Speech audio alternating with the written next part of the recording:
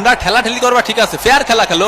তুমি নেইমার বেশি পাকনামি করার দরকার নেই। তুমি ওই পাশের গোল পোস্টে একখান গোল দিও, তুমি এই পাশের একখান দিও, আর বাকি খেলা আমি খেলবানি, ঠিক আছে? ও মনু রেফারি কিন্তু খুব ভালো খেলতে আছে। নেইমারের পায়ে বল আল্টো করে একটা জোরে ধাক্কা মারলো, এই 3-4 মিনিট লাগতেছিল নেইমারি। ওর শালার পুত নাটক করিস না। এসব কি হয়ে যাচ্ছে আমার সাথে?